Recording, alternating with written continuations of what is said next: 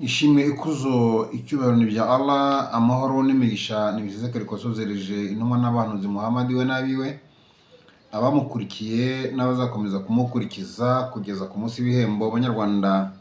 Banyarwandakazi, inshuti bavandimwe, ndabaramutsa aho muri hose ku isi. Abari mu Rwanda ndabaramutsa cyane, ndabasaba kwihangana no gukomeza umutsi, kubera kuko muri bino bihe amatora yegereje, muri mu kaga, muri makuba, murakwa amafaranga, murakorerwa ibinyuranye, murahatwa ibi, murabuzwa gukurikira kanaka, mugategekwa gukurikira kanaka. Ibi byose ni ukubibamwo abagabo kandi mugakomera, kandi ibanga rikaba ku mutima wanyu. Nkaba rero mbaramutsa cyane kandi mbifuriza amahoro n'imigisha by'Imana kugira ngo bibabeho, kandi rwose mbifuriza igihugu cyiza, mbifuriza igihugu gitembamo amata n'ubuki nk'uko byahoze kera. Twari tuvuga ngo u Rwanda ni igihugu cyiza, buri wese akabona ko nta gihugu cyaruta u Rwanda, kuko n'indirimbo yari ihari yavugaga ibyo. Ariko uyu munsi u Rwanda ntago rukimeze rutyo, ntago rukiri rwa Rwanda abantu bavuga ko ari igihugu, nta gihugu cyaruta u Rwanda. Muri aka kanya rero nifuje ko twaganira, ariko reka mbanze nsuhuze n'abandi banyarwanda bari hakurya y'imipaka y'u Rwanda. Ndasuhuza kandi n'abumva ururimi rw'ikinyarwanda bose, abari Uganda, abari Congo, abari mu Burundi ndetse na Tanzania. Yemwe ndasuhuza n'abo bavuga Igiswahili, kuko Igiswahili ni ururimi rw'Abanyafurika. Ibyo nabo ndabasuhuza, ndabaramutsa cyane. Hanyuma kandi ndanaramutsa cyane abanyarwanda nyine bari rwota amasimbi, i Burayi, Amerika, Canada, Bufaransa, Budage, mbese n'ahandi hose mu Burayi nyine. Nkaba rero mbifuriza mwese amahoro n'imigisha by'uhoraho.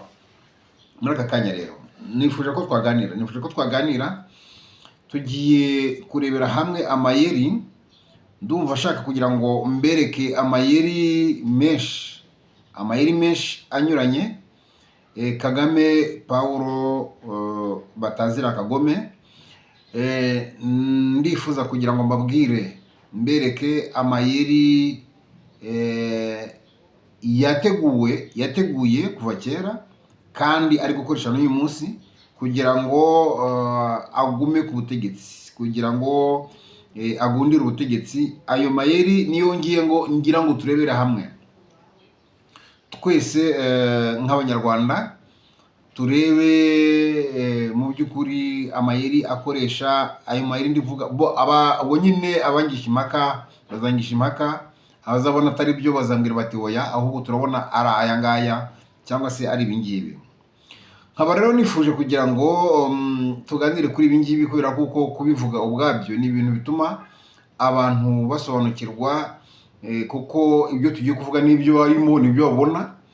Kubw'ibyo rero biratuma nabo basobanukirwa, bagarurire ubwenge ku gihe, bitume wenda bashobora kwinyara mu isunzu, noneho bafate indi myanzuro ikwiriye, abantu b'abagabo, abantu b'abanyarwanda. Kandi mpamya ko mu by'ukuri ubundi abanyarwanda dufite ubushobozi buhambaye, ndetse bafite n'icyizere kinini cyane, nubwo abantu bamwe baba badukuyemo nka Bakofi n'abandi.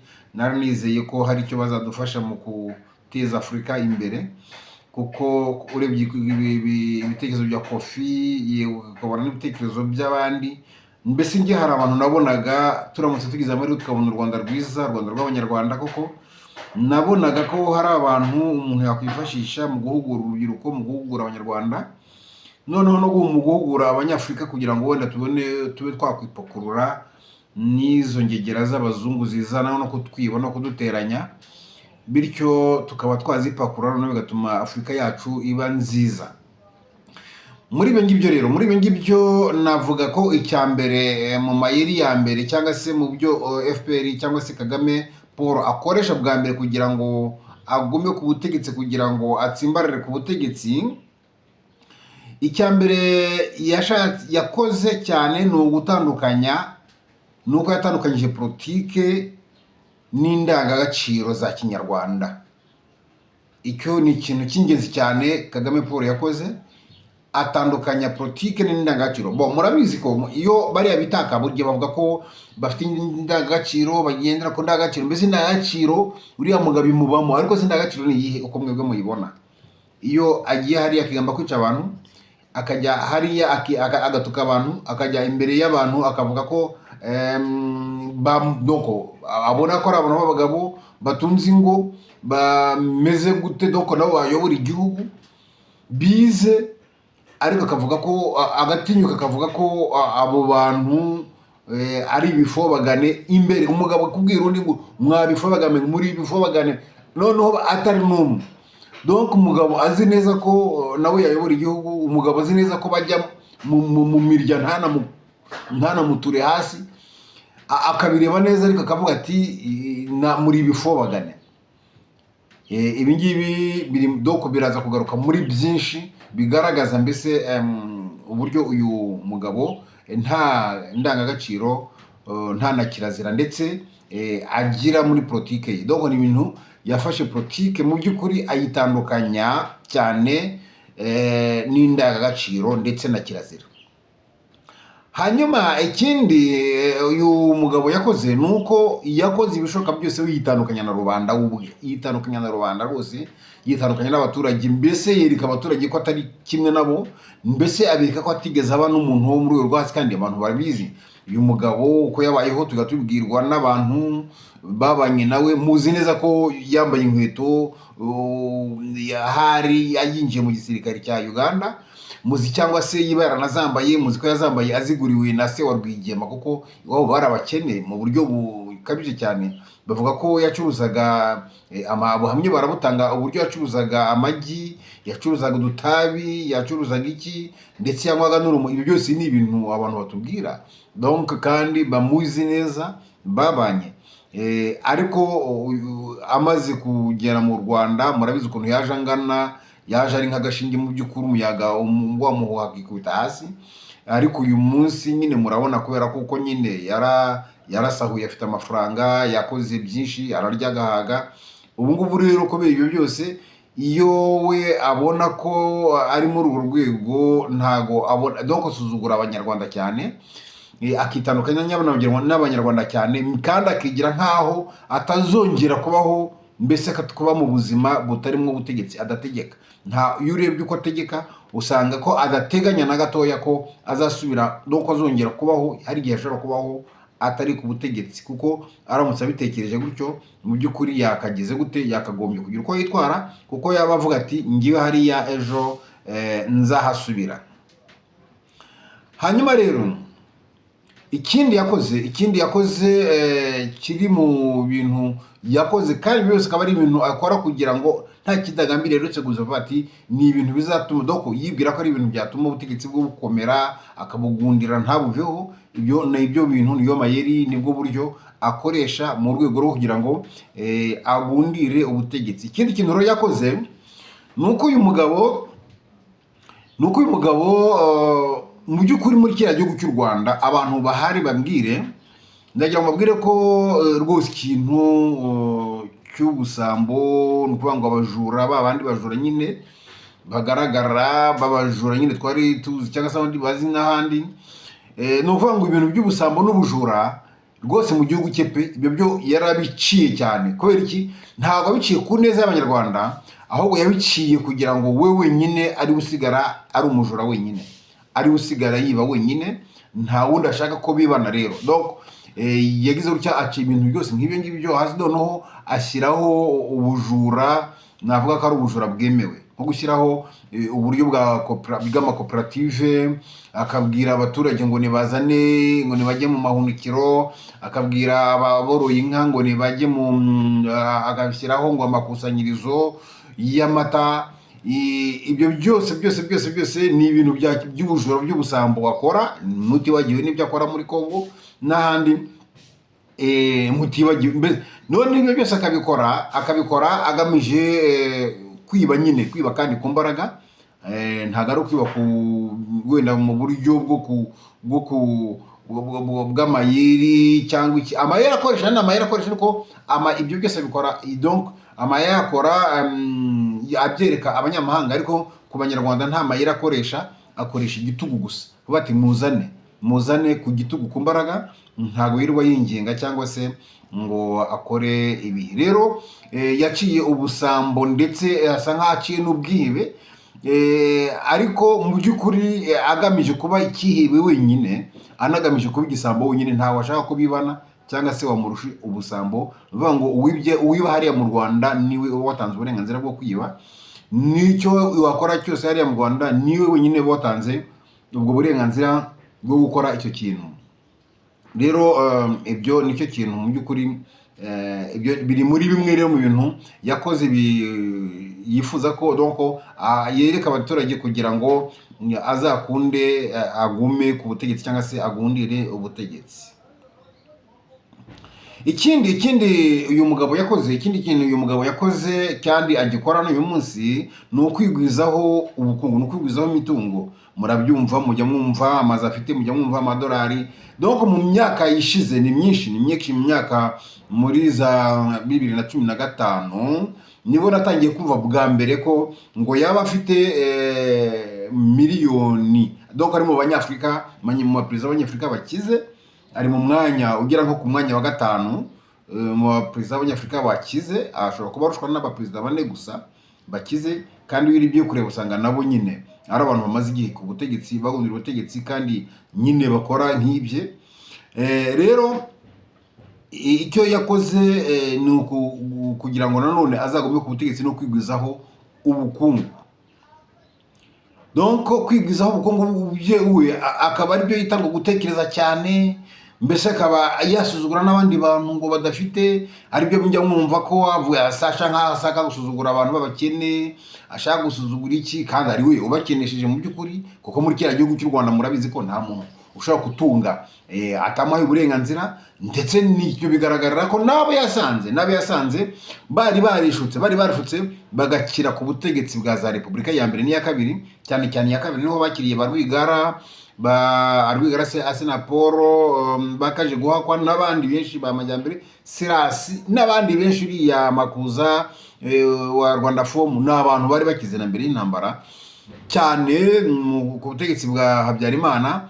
Ariko mu by'ukuri ubu ngubu yarabakenesheje kubera iki? Kubera kuko nyine ntago ashaka ko bakira. Ni ukuvuga ngo umukire mu Rwanda n'uwo ahaye uburenganzira bwo gukira, ni ukuvuga ngo n'uwo bagomba gukorana nyine bibana, ubwo kugira ngo ukire wagomba kuba akize kukurenza. Rero ni ukuvuga ngo mu byo wowe ukora ugomba kuba ufite ibyo umuha kugira ngo donc utamujya hejuru, ubukungu bwe bukomeze buzamuke, noneho akomeze kujya hejuru ko wamera kose, kandi ukomeze kugenda ku mategeko ye, kandi akomeze gukangisha ko bishobotse yanakwambura. Ibyo rero nibyo bintu akora, yigwizaho umutungo, kandi ibyo akabyitaho ko ari ukureba kure, noneho agasuzugura abandi, bityo akenesha abandi. Rero murabizi ko izi miliyoni ngo 500 z'amadolari mu by'ukuri ni miliyoni zavuzwe kera, nta yandi mafaranga ariyo barongeraho n'uyu munsi ariyo bavuga. Ariko njye mpamya ko ngubu byageze mu matiriyari, kuko ntago bikiri mu mamiliyoni y'amadolari. Kandi mu by'ukuri mujya kureba n'umushahara we,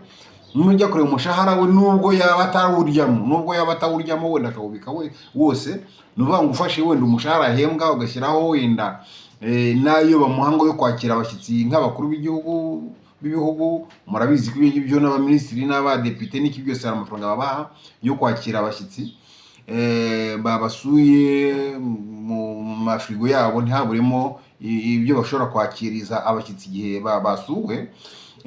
Ariko mu by'ukuri ayo mafaranga uyateranije, nubwo yateranye yose ukavuga uti yose yayabikaga uko yabonaga, ntabwo ushobora gusanga hashobora kuvamo ayo mafaranga miliyoni 500 bavugaga muri icyo gihe mu myaka 10 ishize. Ntabwo ushobora gusanga yagera kuba yaba ayafite mu myaka 30 mu by'ukuri akoze. Nubwo wavuga uti n'umushahara yahembwaga ntacyo yawukoragaho, wose ubwo yarawubikaga. Niyo mpamvu rero wenda yaba afite aya madolari. Mujya mwumva abana be amazu akaze bagura ngo muri Amerika y'amamiliyoni n'amamiliyoni, mwumva imodoka agendamo z'amamiliyoni n'amamiliyoni, donc amamiliyari dore ukagenda mu modoka y'amamiliyari, ya modoka yo ni amamiliyari, nta modoka igura amamiliyoni donc ziri munsi ya 900. Reka donc ni ukuvuga ngo imodoka afite mu modoka afite we igura makeya nigura miliyoni 900, ubundi ni amamiliyari, ni hejuru ya miliyari 2 n'ibindi. Donc nuko nguko bimeze. Rero numva ko yigwijeho ubukungu, kandi yigwizaho ubukungu mu by'ukuri, donc ashaka kujya abantu bose nyine hejuru, kugira ngo byose bikaba ari mu bintu bimufasha rero kugira ngo akomeze kugundira ubutegetsi. Ikindi donc kimufasha cyane, yashyize imbere cyane, nuko yashyize imbere yifashisha kugira ubugome bukabije cyane. Ubwo bugome bukabije akabukora mu by'ukuri agamije kuguma ku butegetsi. Agura ubugome bukabije abukorera abanyarwanda, abukorera abanyagihugu, kandi ibyo byose akabikora agamije kuguma ku butegetsi. Ngira ngo iyo tugiye mu bugome nyine dusanga ibyo byose byo kwambura abantu ubutaka, byo kubaka imbesi bya mirenge, byo kubafunga, byo kubabuza kuvuga, byo gushyiraho amategeko yo kubakandamiza, ibyo byose ni ibintu by'ubugome nyine yashyize aho ngaho, arabihimba abishyira aho ngaho, agambiriye ko ari byo bizamufasha kuguma ku butegetsi. Ari nayo mpamvu nyine yagiye yigamba avuga ati ntawe uzankuraho mu buryo ubwo aribwo bwose, bwaba uburyo bwa demokarasi, bwaba uburyo bw'intwaro, hari ibyo yibeshyamo, ariko hari n'ibindi atibeshyamo. Ntabwo nyine uriya mugabo mu buryo bwa demokarasi bwo n'abibeshye uyu munsi, ba Diane Rwigara, ba Ntaganda n'abandi, ntekereza ko ari ukwibeshya, kuko ntashobora kubaha umwanya na gatoya, ntashobora kubemera na gatoya ko bamukuraho ngo ni demokarasi. Ibyo byo yari bihakanye, yanavuze byinshi cyane, avuga ko ngo amateka yanditswe n'ikaramu, donc yanditswe n'amaraso, ntago ashobora gusibwa n'ikaramu. Ibyo ni imigani abacira yuko adashobora kuva ku butegetsi. Ikindi kintu yakoze kandi gikomeye cy'intwaro iremereye yo kumugumisha ku butegetsi, ni ukwica, kwiba, mbese ibyo byose, kwica, kwiba, kunyaga, gutoteza, kugira ngo ibi byose ni ibintu yagize ingabo imukingira kugira ngo nyine abashe kuguma ku butegetsi. Donc ibyo byose ni uburyo akoresha ku mpamvu zo kugira ngo agume ku butegetsi. Ikindi yakoze ni ugutsisura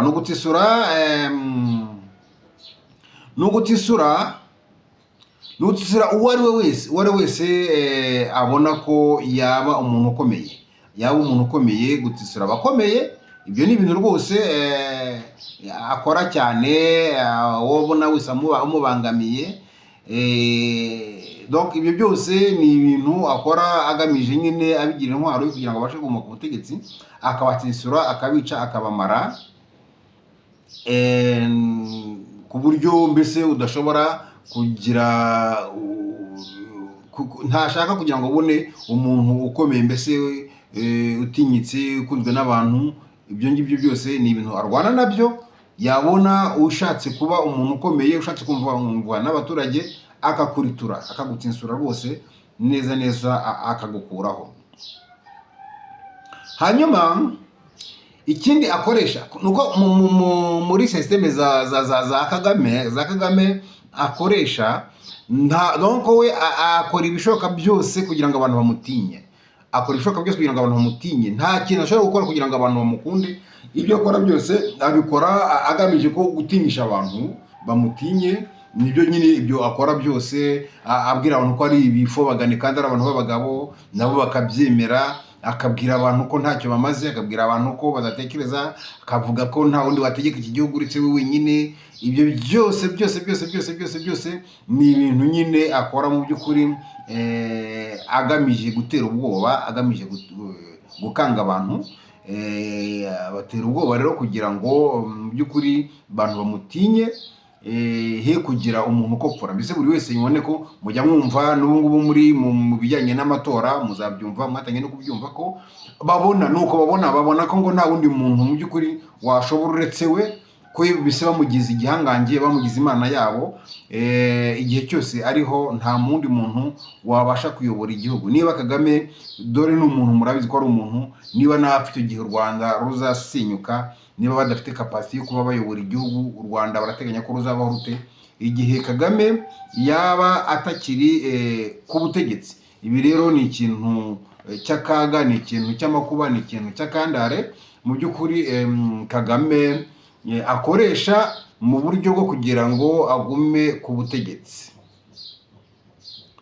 Hanyuma ikindi yashyizeho n'uburyo n'amayeri menshi, n'uburyo bw'amayeri menshi yo gukora ubwo bugome, donc akabikora ku buryo donc abyereka abanyagihugu bakabibona ko ubugome buhari kugira ngo banamutinye. Akora ubugome bugaragara, akanabugaragaza ko ari kubukora, ariko kandi akagira amayeri yo kubihisha abazungu. Umuzungu yaza akamwereka amazu, akamwereka amataje, akamwereka ko umuhanda ukubuye, bityo abanyamahanga baza bakavuga bati u Rwanda rwose ruteye imbere, ruratengamaye, uku n'uku. Bakorera n'ibishoboka byose abanyamahanga baza, abanyarwanda batambaye inkweto kubera ubukene, bakabirukana bakabategeka kuguma mu ngo, ndetse banakora n'ibishoboka byose bagategeka abantu gusiga amarangi amazu yabo, kugira ngo nyine umunyamahanga naza azibwira, azatahe abwira abantu, avuga mu mahanga ko u Rwanda ruteye imbere, abaturage bameze neza, bose bubatse neza, bahaze, badashonje. Donc ni amayeri akoresha yo kubeshya mu by'ukuri abanyamahanga, ariko mu bijyanye n'abanyarwanda bwo abari mu Rwanda, ubugome akora ibishoboka byose, ahubwo akabikora bareba abo yica, abicira imbere yabo kugira ngo nyine bahabuke, batinye ibyo akora byose. Agakora ubugome ku buryo buri wazi bugaragara kugira ngo nyine abantu batinye, ariko ibyo akagira umuco, akagira n'amayeri yo kubihisha abazungu.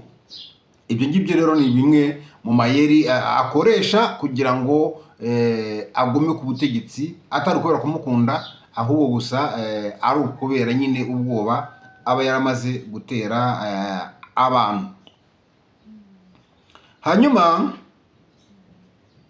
ikindi yakoze kandi n'ubu agikora, ni ukuvuga ko akora ku buryo bwose, yakoze no ku buryo bwose abo yagisanzemo bose abatesha agaciro.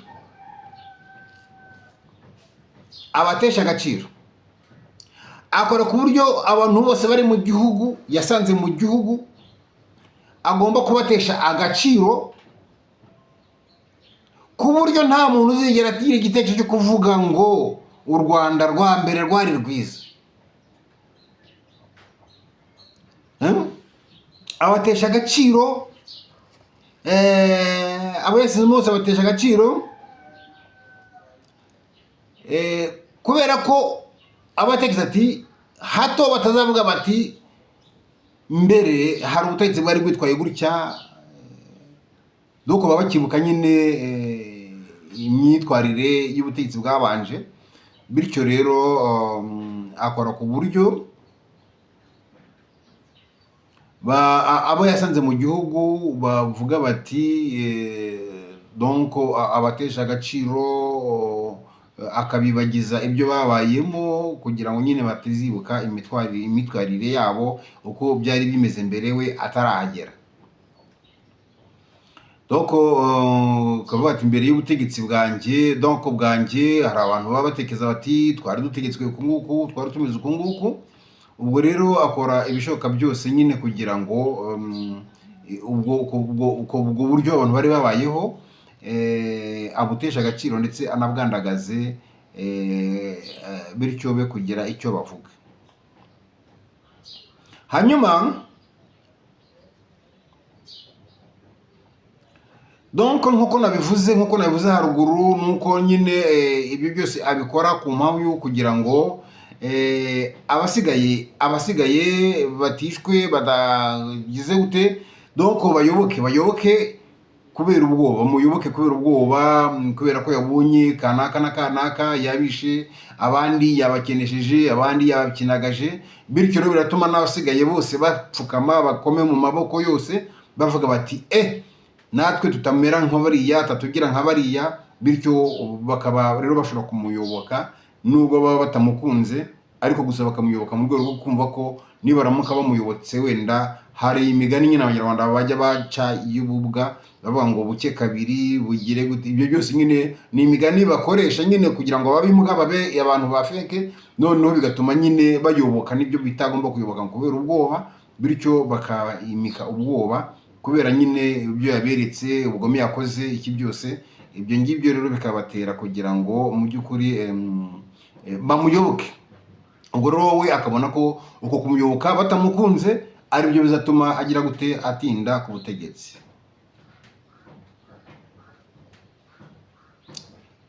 Hanyuma kugira ngo bimushobokere nuko yakomeje igisirikare.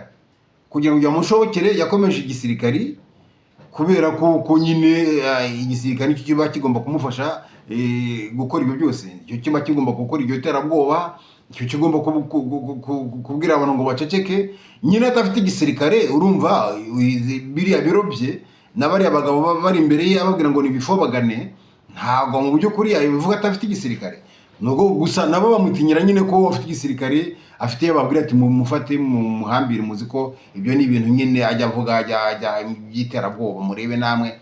Nuko ajya yibeshya ngo afite n'ubwenge, usanga ariko ntabwo do kuba uri perezida ukiyemera ku bantu ngo mu gihe wari vice perezida wabwiye abantu barimo na perezida ngo wababoha. Donc wumvaga wababoha abantu bari barimo na perezida. Ubwo birumvikana ko iyo byose abakora nyine ni iterabwoba abakoresha. Rero yo kugira ngo ibyo byose bimushobokere nuko agomba kugira igisirikare gikomeye, agafata bije nini cyane y'igihugu nkaho yakagiye gufasha abaturage, ahubwo nyine akayishyira mu gisirikare, ikagura ibitwaro bikomeye mu rwego rwo gukumira abandi banyarwanda. Ibyo byose rero ni ibintu akoresha, nta kindi agamije, we agamije kugira ngo azatinde cyangwa se bizamugumishe ku butegetsi. Hanyuma ikindi akoresha nuko akoresha mu buryo bushoboka bwose kugira ngo imbaraga ze zisumbe amategeko. Ngira ngo ibyo ni ibintu mujya mwumva avuga yaratinyutse. Nibyo mpamvu nyine mvuga ko n'ubwenge bwe nawe bushobora kuba bugeze ku mashyi.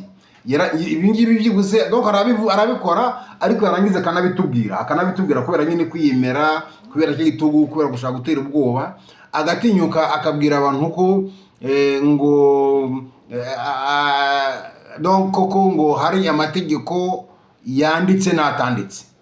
Donc muri icyo abavuze kiba kirangiye, abarangije byose. Hari amategeko yanditse ariko hari n'amategeko atanditse. Murabizi neza ko yashyizeho amategeko kuko bakanayandika bakayashyiramo, ariko amategeko agambiriye gukikisha abantu, agambiriye kuhohotera abantu. Mbese amategeko akaguhohotera, donc bakaguhohotera, bakakorusha ubugome no kuguhohotera, ariko mu buryo bavuga ko bwemewe. Bakavuga ngo donc mu byemewe, donc bakazana amategeko yemeza ko mbese byemewe guhohotera abantu, byemewe.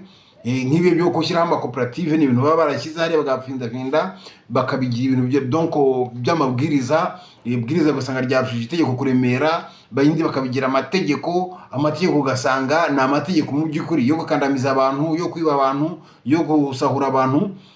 Donc bakiba ariko mu buryo bwemewe, donc bita ko ari mu buryo bwemewe. Ibyo ni uburyo rero izi ngegera zikoresha, nta kindi uretse gusa kugira ngo bagire gute, bagume ku butegetsi. Izo rero nizo zimuha kugira nyine urugomo rwe nawe n'amayeri menshi. Ibyo byose nibyo bimufasha kugera ko, nk'uko nababwiye, nuko ayo mayeri yo ntago yereka abanyarwanda, nta mayeri rwose ashyira ku banyarwanda mu kubakorera urugomo n'iki byose, ahubwo ibyo akora ni iterabwoba. Hanyuma ibindi byo nk'ayo mategeko yo gukandamiza abantu ayereka abanyamahanga, bityo abanyamahanga bakabona ko donc batakurenganije, wazize cyangwa se wahanwe n'amategeko. Ibwo nabyo biri mu mayeri, ariko wowe akaba yakweretse neza ko agomba kukurenganya nyine yitwaje ayo mategeko, yaba ayanditse ndetse n'amategeko atanditse. Ikindi yibandaho cyane yakoze akakigira umukazo cyane, ni ukwirinda cyane, yirinda cyane ko haba hari abantu bakomeye, baba mu bo yaba yarasanze baba bakomeye mu bo yasanze, cyangwa se mu bo bazanye, cyangwa se mu bamusanga nyuma, mu baza nyuma. Donc ibi bintu ni ibintu Kagame yanga cyane. Kuba ukomeye, uri umuntu ukomeye ujijutse, abona utekereza, arahita kwica, arahita gukuramo, kandi ibyo arabivuga nibyo mvuga, ntabwo ari ibintu byo kumuhimbira, ubwe arabivuga ngo ahita kwica. Murabizi akoresha za terimi zikomeye, kuba yakwicisha abantu, donc isazi inyundo, bishatse kuvuga nyine ko umuntu nubwo uri umuntu umwe, ariko atatinya kugutera katyusha, atatinya, donc igitwaro kiremereye yakiguswaho, atitaye ku mafaranga kigura, atitaye kuko kimuhenze, akakigusa. Donc reba nawe gufata kinubi kuyikubita isazi, urumva ko mu by'ukuri uyu muntu aba yarangije kugira gute, yarangije kurenga imbago ndetse n'imbibi. Bityo rero ibyo ni ibintu akoresha cyane. Rero akaba adashaka abantu bakomeye, agomba gukoresha ibishoboka byose abo yasanze akabica akabarangiza, kandi no kubatsisura kugira ngo ari bo n'abana babo, ibyo byose bikora nyine agamije kugira ngo hatazagira n'uzabahorera ejo mu bana babo cyangwa se bene wabo. Hanyuma rero nuko abo yasanze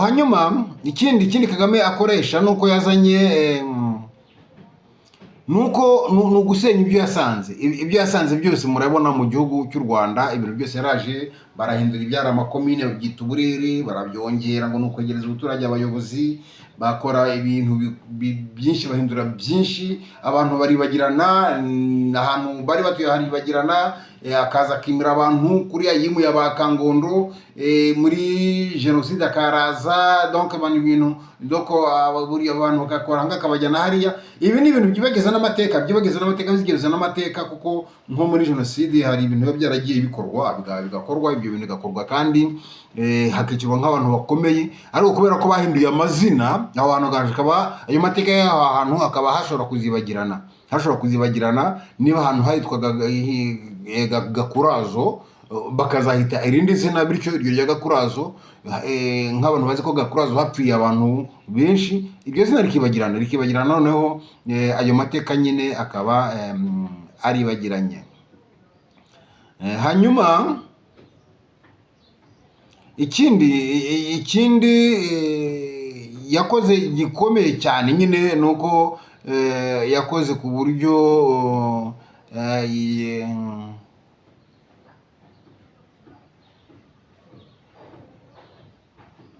nuko ni ukuvuga ngo yakoze ku buryo nyine amategeko ayahindura amategeko, ahindura abaturage, arabakuramo ibyo bari basanga ngo bashyiramo ibye, mbese arabatorotira ku buryo buhagije. ni ukugira ngo ibi byose ukabikora ku buryo abaturage bibagirwe uko bari babayeho mbere, noneho bavuge bati donc bavemo rwose uko bari babayeho mbere, kujya bavuga ngo mbere twari tubayeho nuku. Hanyuma ikindi yakoze ni uguhungeta abaturage, abashyiriramo donc ni uguhungeta abaturage, akabahungeta abakuramo ibyo bari basanga ngo nyine abashyiramo ibye. Ibyo byose kandi nyine akabikora kuko twabivuze, akabikora agamije kubibagiza ibya kera, kubibagiza ibya kera. Ibyo byose ni uburyo nyine akoresha bwo kugira ngo agire gute yiharire ubutegetsi, cyangwa se atinde ku butegetsi, cyangwa se abugundire. Hanyuma ikindi ikindi kintu yakoze kandi gikomeye ni ugukenesha abaturage mu rwego rwo kubaca imisoro y'ikirenga,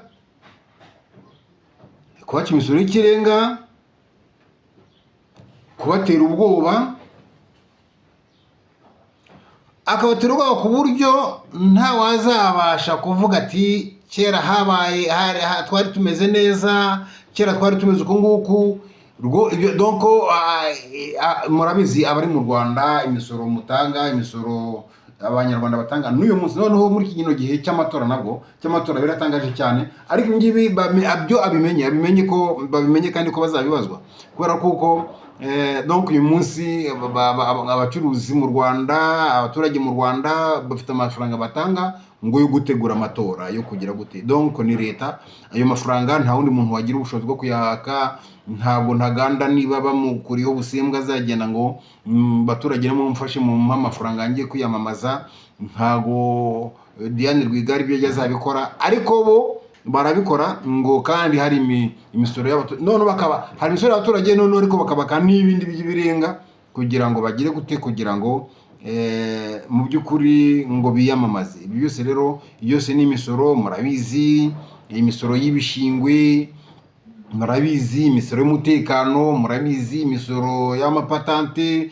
murabizi imisoro ya TVA, murabizi imisoro ya FPR, ibyo biti imisanzu.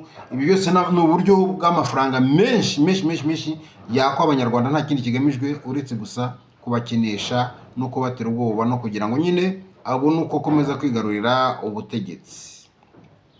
Ibi byose rero bikaba ari impamvu nyine yakoze, akora uko bishoboka kose kugira ngo ibya kera donc akora ibishoboka byose kugira ngo ahindanye ibya kera. Avuge ko ibya kera, ntuvuge ibya kera, avuge abategetsi ba kera barabicaye, abategetsi ba kera bari babi, ni njye wazanye umuganda. Ntago ari byo kuko murabizi ko n'imiganda mu by'ukuri umuganda wazanywe na Habyarimana, nawe ngo awukopiye muri Congo. Umuganda uraza bagakora imiganda koko ifitiye igihugu akamaro, tugatera ibiti, donc tugakora ibintu kuko bizagirira icyo bimarira abanyarwanda. Ariko uyu munsi umuganda wa FPR ni umuganda uri propagande gusa, ni umuganda wo kugira ngo bahamagara abantu babajyana mu hariya bagatoragura amashashi. Nuko nta kintu baba bagamije kugira ngo bakore giteza abanyarwanda imbere, giteza igihugu imbere. Icyo baba bagamije gusa nuko begeranya abantu kugira ngo bashyiremo propagande zabo, babwire ko Kagame ari mwiza, babwire ko Kagame ari igitego, babwire ko Kagame agomba gutinywa, agomba kugira gute. Byose nicyo baba bagamije. Hanyuma rero ikindi Kagame yakoze ni ukuba hafi y'abaturage cyane, cyane aba hafi yabo cyane. Ibyo byose rero uburyo bwo kuba hafi ni uburyo nyine bwo kuvuga ngo kubegereza ubuyobozi, akabaha abamutwara sibo, akabaha abanyamakuru, akabaha ibintu nk'ibyo byose ni ukugira ngo nta kindi kiba kibishaka, no kugira ngo nyine ababe hafi, abumvishe ko mugomba kumwumva no kumwumvira, abumvishe ko igihe cyose bari kumwe namwe, abumvishe ko niyo yiryamiye aba bareba. Mbese mugira ubwoba no mu nzu yawe, utinye kuganira n'umugore wawe, nuba uri no muri saro yawe, utabwiganira n'umwana wawe, uvuga uti ibikuta biranyumva, yemwe uti n'uyu mwana ngubu yantanga, dore ko aricyo babatoje muri ayo manama bahamagaramo. No kubwira abantu ko bagira, no kubwira mbese muri ayo manama bahamagaramo, no kubwira abantu ko bagomba kujya batangana, bakababwira ko niba hari umuntu uraye mu rugo aho ngaho bagende bayivuge. Niba hari ikintu avuze nabi, we navuze ati Kagame araturembeje, umwana agenda bivuge, umugore agenda bivuge. Uyu munsi umugore wanjye barimo kumubaza, umugore wanjye baramubwiye ko ngo kuki atitandukanije nanjye. Donc ngubu navuga ko ari nacyo arimo kuzira, ko barabizi neza ko nta kintu yakoze, ariko kuba ngo ataritandukanije nanjye, mbese ibi ngibyo biri mu kintu gikomeye. Bamuziza ngo ntabwo yitandukanyije nanjye. Ni abantu mbese bamagarira abantu umugore gutandukana n'umugabo, abantu ntabwo bamenye ko nta muntu bagira, bakora ibishoboka byose rero kugira ngo nyine babangamire abantu, kandi mu by'ukuri mbese bangize abantu ndetse n'ibintu. Hanyuma ubwo ntekereza ko mu by'ukuri muri bike rero twavuga, ndumva ari ibyo ngibyo.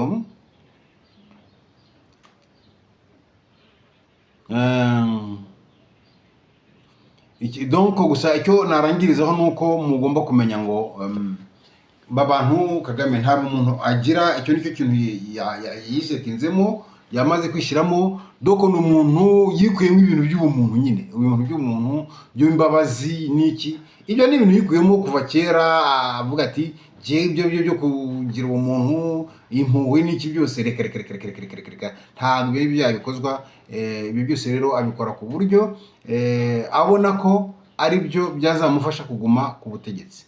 Ntago rero ndabona munsi nakoze ikiganiro kirekire, murambabarira, ntago mba nabiteganyije, ariko Imana ibishimire kandi ibakomeze.